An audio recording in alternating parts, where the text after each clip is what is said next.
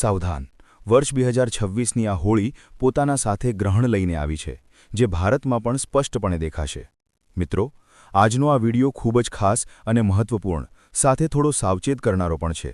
કારણ કે વર્ષ 2026 એટલે કે એ વર્ષ જ્યારે રંગોનો મહાપર્વ હોળી એક ઐતિહાસિક ખગોળીય ઘટનાના સાક્ષી બનવાનો છે. તમે બિલકુલ સાંભળ્યું. આ વખતે હોળીના રંગોની સાથે આકાશમાં એક વિચિત્ર હલચલ પણ જોવા મળશે. હું વાત કરી રહ્યો છું હોળીના દિવસે લાગનારા ચંદ્રગ્રહણની. આપણા હિન્દુ ધર્મમાં હોળી, દિવાળી અને રક્ષાબંધન જેવા તહેવારો ખૂબ જ પવિત્ર અને ખૂબ જ ધામધૂમથી ઉજવવામાં આવે છે. પરંતુ જ્યારે આ તહેવારો પર ગ્રહણનો પડછાયો પડે છે, ત્યારે ખુશીની સાથે એક ડર અને શંકા પણ મનમાં બેસી જાય છે. વર્ષ 2026ની હોળી પર કંઈક આવો જ યોગ બનવા જઈ રહ્યો છે. જ્યોતિષશાસ્ત્ર અનુસાર હોળી અને ચંદ્રગ્રહણનું એક જ દિવસે આવવું એ એક ખૂબ મોટો અને દુર્લભ સંયોગ છે. 17 ફેબ્રુઆરી 2026ના દિવસે આપણે બધાએ સૂર્યગ્રહણ સહન કર્યું. તેના બરાબર 15 દિવસ પછી 3જી માર્ચે હોળીના દિવસે હવે ચંદ્રગ્રહણ આપણે બધાને જોવા મળશે, જે ભારતમાં પણ સ્પષ્ટપણે દેખાશે, જેની અસર માત્ર આપણી કુંડળી પર જ નહીં, પરંતુ આપણા ભાગ્ય પર, અહીં સુધી કે શેરબજાર પર પણ તેની ભારે અસર આપણે બધાને જોવા મળશે. એટલું જ નહીં, આપણા પૂજાપાઠની સાથે સાથે આખી દુનિયાના વાતાવરણ પર પણ તેની અસર પડશે. તો આજે આ વિડીયોમાં હું તમારી આ દુવિધાને દૂર કરવા જઈ રહી છું, જે આ સમયે તમારા મનમાં હલચલ મચાવી રહી છે. જેમ કે હોલિકા દહનની સાચી સમય શું હશે? 2જી માર્ચે હોળી ઉજવવી કે પછી 3જી માર્ચે? રંગોવાળી હોળી કયા દિવસે રમાશે? અને બરસાનામાં હોળી ક્યારે મનાશે? ચંદ્રગ્રહણ ભારતમાં કયા સમયે દેખાશે? સૂતકકાળ ક્યારે શરૂ થશે અને ક્યારે સમાપ્ત થશે? આ દરમિયાન કઈ સાવચેતી રાખવાની જરૂર છે અને આપણી કુંડળી પર તેની કેવી અસર પડશે? સૌથી જરૂરી વાત, ગ્રહણ પૂરું થયા પછી અને હોલિકા દહન પહેલાં તમારે કયા કામ જરૂર કરવા જોઈએ, જેથી તમારા પરિવાર પર કોઈ આંચ ના આવે? તો મારી તમને વિનંતી છે કે તમે બધા તમારું તમામ કામ 15 મિનિટ માટે બાજુ પર મૂકીને આ વિડીયોને પૂરો અંત સુધી જોઈ લો. કારણ કે આજે હું તમને હોળી 2026નું સંપૂર્ણ પંચાંગ, જ્યોતિષનો હાલ અને આ ચંદ્રગ્રહણની આપણી કઈ રાશિ પર શું અસર પડશે તેની એક કરીને સંપૂર્ણ માહિતી રજૂ કરીશ. ચાલો, સૌથી પહેલાં વાત કરી લઈએ તે મૂંઝવણની, જેના કારણે આપણી તારીખોને લઈને મનમાં ગૂંચવણ બની જાય છે. તો જો હિન્દુ પંચાંગની વાત કરીએ તો હોળીનો તહેવાર ફાગણ માસની પૂર્ણિમા તિથિએ ઉજવવામાં આવે છે. અને વર્ષ 2026માં ફાગણ પૂર્ણિમાની જે તિથિ છે તે 2જી માર્ચની સાંજે શરૂ થઈને 3જી માર્ચની સાંજે સુધી રહેશે. અહીંથી જ બધી ગૂંચવણ શરૂ થાય છે. સામાન્ય રીતે આપણે જે દિવસે પૂર્ણિમાની સાંજ હોય છે તે જ દિવસે હોલિકા દહન કરીએ છીએ. પરંતુ વર્ષ 26માં 3જી માર્ચની સાંજે એટલે કે પૂર્ણિમાની સાંજના સમયે આકાશમાં ચંદ્રગ્રહણ લાગશે. અને આપણા શાસ્ત્રોની વાત કરીએ તો આ અટલ નિયમ છે કે ગ્રહણકાળમાં કોઈ પણ શુભ કાર્ય, પૂજા કે અગ્નિ પ્રગટાવવી સખત મનાય છે. ગ્રહણના સમયે કરવામાં આવેલું હોલિકા દહન શુભ ફળ પ્રદાન કરતું નથી, પરંતુ દોષ પેદા કરે છે. તો પછી હોલિકા દહન ક્યારે કરવું? તો જુઓ, જ્યોતિષ અને પંચાંગ અનુસાર જાણકારોનું કહેવું છે કે 3જી માર્ચની સાંજે ગ્રહણ છે. તેથી વર્ષ 2026માં હોલિકા દહન 2જી માર્ચ 2026ની રાત્રે કરવામાં આવશે. જી હા મિત્રો, તારીખ થોડી નોંધી લેજો. હોલિકા દહન 3જી તારીખે નહીં, પરંતુ 2જી માર્ચની મધ્યરાત્રિમાં થશે. પરંતુ 2જી માર્ચે પણ એક બાધા છે, અને બાધા એ છે કે 2જી માર્ચની સાંજ પડતા જ ભદ્રા લાગી જશે. તો તમે જાણો જ છો કે ભદ્રાકાળ દરમિયાન હોલિકા દહન કે કોઈ પણ શુભ કાર્ય કરવું કાલ વિપરીત બુદ્ધિ જેવું માનવામાં આવે છે. ભદ્રામાં કરેલું હોલિકા દહન પરિવાર, સમાજ અને દેશ માટે અશુભ હોય છે. તેથી આપણે ભદ્રાના સમાપ્ત થવાની રાહ જોવી પડશે. તો વર્ષ 2026માં હોલિકા દહનનો સૌથી શુદ્ધ અને સૌથી શુભ મુહૂર્ત જે નીકળીને સામે આવી રહ્યો છે તે છે 2જી માર્ચની મોડી રાત્રે, એટલે કે 3જી માર્ચની શરૂઆત થવાની હશે તે સમયે રાત્રિના 1:50 થી રાત્રિના 2:02 સુધી.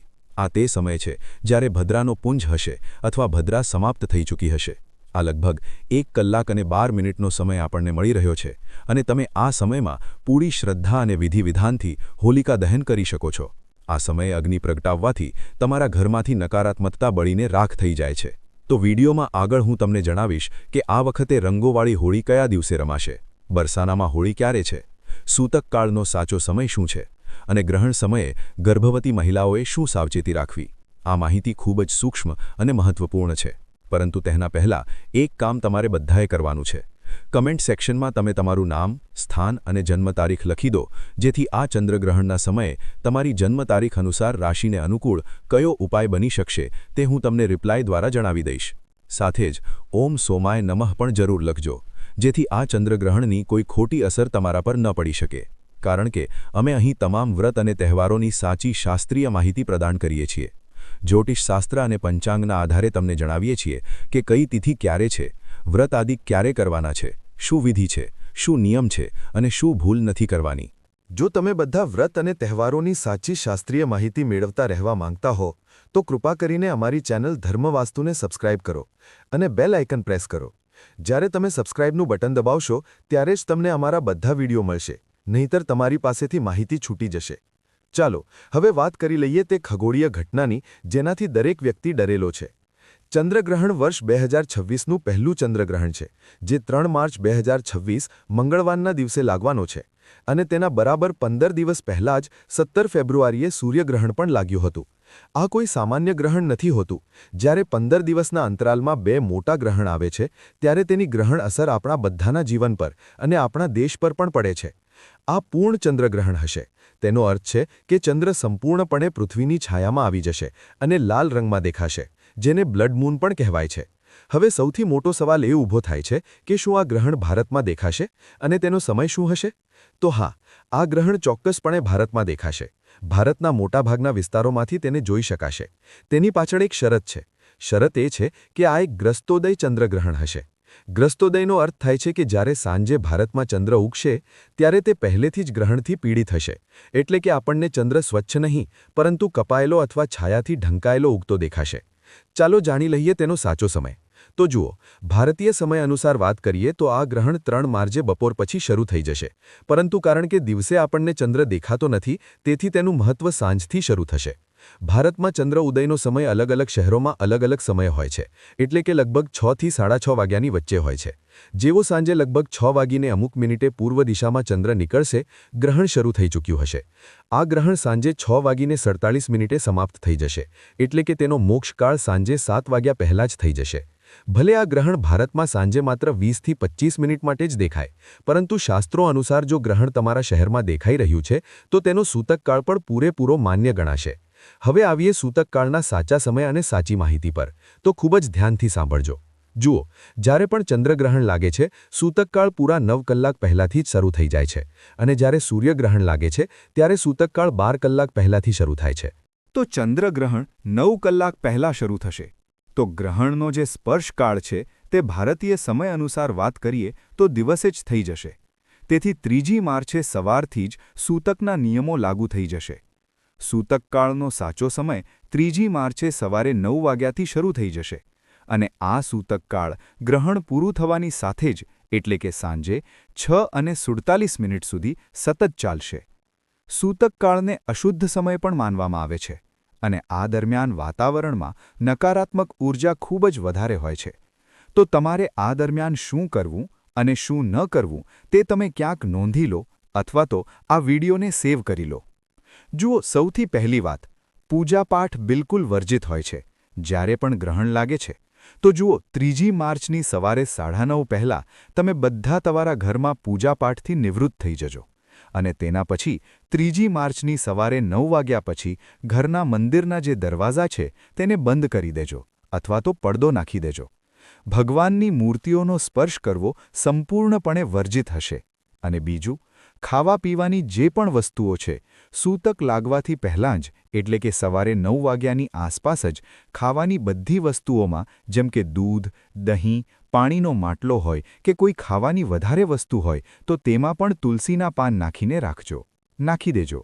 જુઓ, વૈજ્ઞાનિક અને ધાર્મિક દ્રષ્ટિથી તુલસીમાં પારો એટલે કે મર્ક્યુરી હોય છે, જે ગ્રહણની હાનિકારક કિરણોને ખોરાકમાં પ્રવેશતા અટકાવે છે. ત્રીજું, આ દરમિયાન તમે કોઈ પણ અણીદાર વસ્તુઓ જેમ કે સોય, કાતર, છરીનો ઉપયોગ બિલકુલ ન કરો. સિલાઈ કઢાઈ પણ ન કરો. બસ મનમાં ને મનમાં મંત્રોનો જાપ કરતા રહો અથવા તો ધાર્મિક પુસ્તકો વાંચો. જે પણ ગર્ભવતી મહિલાઓ છે તે પૂરેપૂરી રીતે પોતાની જાતને અંધારામાં બંધ કરી લે, જેથી ક્યાંયથી પણ રોશની ન પડી શકે. કોશિશ કરો કે ગ્રહણકાળ દરમિયાન પરિવારનો કોઈ પણ સભ્ય ઘરની બહાર ન નીકળે અને ગર્ભવતી મહિલાઓ આ દરમિયાન નમે નહીં અને કોશિશ કરે કે આ દરમિયાન પોતાના પેટ પર ગેરુનો લેપ લગાવી લે અથવા તો ગાયના શુદ્ધ છાણનો લેપ પણ તમે લગાવી શકો છો. અને હવે સૌથી મોટો સવાલ, જે દરેક વ્યક્તિને પરેશાન કરીને રાખે છે કે રંગોવાળી હોળી ક્યારે રમાશે, એટલે કે ધૂળેટી ક્યારે રમાશે. તો જુઓ, સામાન્ય રીતે આપણે હોલિકા દહનની આગલી સવારે રંગ રમીએ છીએ. તો આ હિસાબથી તો આપણે હોલિકા દહન 2 માર્ચની રાત્રે કર્યું, આ હિસાબથી 3 માર્ચની સવારે આપણે રંગોવાળી હોળી રમવી જોઈએ. પરંતુ અહીં જ્યોતિષ પાળે આવે છે. 3 માર્ચે સવારથી જ સૂતક લાગી રહ્યું છે અને સાંજે ગ્રહણ છે. તો જ્યોતિષશાસ્ત્ર કહે છે કે ગ્રહણના દિવસે ઉત્સવ ન મનાવવો જોઈએ. ગ્રહણનો દિવસ સંયમ, તપ અને જપનો દિવસ હોય છે, ન કે હોબાળો અને ધમાલનો.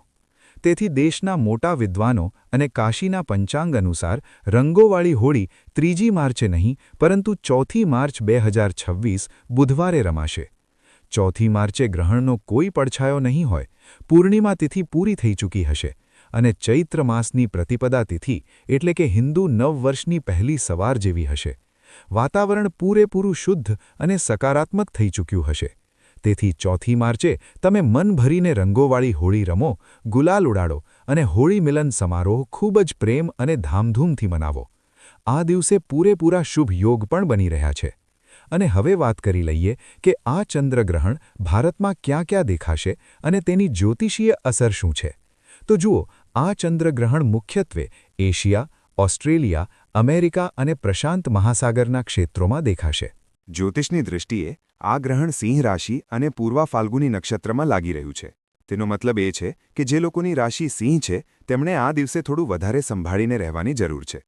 તમને માનસિક તણાવ, બેચેની અથવા નાની મોટી ઈજા થઈ શકે છે, તેથી થોડું ધ્યાન અને સતર્ક રહેજો. સિંહ રાશિ સિવાય કુંભ અને વૃશ્ચિક રાશિવાળાને પણ થોડી વધારે સાવચેતી રાખવાની જરૂર છે, પરંતુ ગભરાશો નહીં. ઉપાય ખૂબ જ સરળ છે. ગ્રહણ દરમિયાન તમે તમારા ગુરુ દ્વારા કહેવામાં આવેલા મંત્રનો જાપ કરતા રહો, અથવા તો ઓમ નમઃ શિવાય, મહામૃત્યુંજય અથવા તો ઓમ નમો ભગવતે વાસુદેવાય નમઃનો જાપ પણ કરી શકો છો. ગ્રહણકાળમાં કરવામાં આવેલો મંત્ર જાપ સામાન્ય દિવસોની તુલનામાં 100 ગણાથી પણ વધારે ફળ આપે છે. તેનાથી તમે ગભરાશો નહીં, એટલે કે આફત નહીં પરંતુ અવસર માનો અને જેટલું થઈ શકે એટલું પુણ્ય કમાઓ અને તમારી રાશિ પર તેની વધુથી વધુ સકારાત્મક અસર પણ મેળવો. અને હવે સૌથી જરૂરી વાત કે ગ્રહણ સમાપ્ત થયા પછી શું કરવું અને હોલિકા દહન પહેલાં શું કરવું. તો જુઓ, હોલિકા દહન તો આપણે 1 રાત પહેલાં કરી ચૂક્યા છીએ, પરંતુ તેની રાખ અને ગ્રહણનું કાર્ય હજી બાકી છે. તો 3 માર્ચની સાંજે જેવો 6:47 વાગે ગ્રહણ પૂરું થઈ જશે, તમારે કેટલાક નિયમો તરત જ માનવાના થશે. જેમ કે જેવો ગ્રહણ સમાપ્ત થાય તરત જ સ્નાન કરો, ઘરનું શુદ્ધિકરણ ગંગાજળથી કરો, મીઠાના પાણીથી લૂછણ કરો, નહાવાના પાણીમાં પણ ગંગાજળ જરૂર નાખો અને જે પણ કપડાં પહેરેલા છે તેને ફરીથી ન પહેરો. તેને સારી રીતે ધોઈને સૂકવી દો. ઘરના મંદિરથી લઈને મુખ્ય દ્વાર સુધી જગ્યાનું શુદ્ધિકરણ કરો. ચંદ્રગ્રહણ પછી કરવામાં આવેલું દાન આપણી કુંડળીમાંથી ચંદ્રદોષને શાંત કરે છે. કારણ કે આ હોળીનો સમય છે. તમે કોઈ ગરીબ વ્યક્તિને, સફાઈ કર્મચારીને અથવા બ્રાહ્મણને જેટલું થઈ શકે એટલું સફેદ વસ્તુઓનું દાન કરો, જેમ કે ચોખા, ખાંડ, દૂધ, સફેદ મીઠાઈઓ, ચાંદીનો ટુકડો અથવા તો સફેદ કપડું પણ તમે દાન કરી શકો છો. આ દાન તમારા ઘરમાં સુખ શાંતિ લાવશે. અને હવે જાણી લઈએ કે તેની કઈ રાશિ પર શું અસર પડશે. તો જુઓ, સૌથી પહેલાં વાત કરીએ સિંહ રાશિની. તો જુઓ, સિંહ રાશિના જાતકો માટે આ સમયે ચંદ્રગ્રહણની અસર ખૂબ જ લાભકારી પણ સાબિત થઈ શકે છે.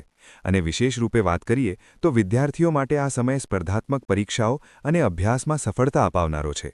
જે લોકો રાજકીય વહીવટ અથવા તો સરકારી સેવાઓ સાથે જોડાયેલા છે તેમના માટે આ ગ્રહણ ઘણી બધી ખુશખબરીઓ લઈને આવવાનું છે. નવા વાહન અને વિવાહના યોગ પણ બનતા આવી રહ્યા છે. આગામી રાશિ છે ધનુ રાશિ. ધનુ રાશિના જેટલા પણ જાતકો છે, ચંદ્રગ્રહણની અસરથી આ સમયે તમને બધાને ખૂબ જ શુભ ફળ પ્રાપ્ત થશે. વિદેશ જવાના યોગ પણ બની રહ્યા છે અને જો તમે સરકારી નોકરીની તૈયારી કરી રહ્યા છો તો ખૂબ જલ્દી શુભ પરિણામ તમને મળવાનું છે. વિવાહના યોગ પણ બનતા નજરે આવી રહ્યા છે. આ ઉપરાંત આર્થિક સ્થિતિ મજબૂત થશે અને ધનનો પ્રવાહ વધશે. આ સાથે જ આવનારા સમયમાં તમને બધાને સમાજમાં માન સન્માન અને પ્રતિષ્ઠાની પણ પ્રાપ્તિ થશે. કુલ મળીને આ સમય મકર રાશિના જાતકો માટે કારકિર્દી, ધન અને સામાજિક પ્રતિષ્ઠાની દ્રષ્ટિએ ફળદાયી રહેશે. તો આ પ્રકારે આ ગ્રહણની આ અસર રહેવાની છે. ક્યાં ક્યાં દેખાશે તે મેં તમને જણાવી દીધું છે. કંઈક બીજું રહી ગયું હોય તો તમે કમેન્ટ બોક્સમાં લખીને પૂછી લેજો. ભગવાન સૌ પર કૃપા કરે. હરે કૃષ્ણ.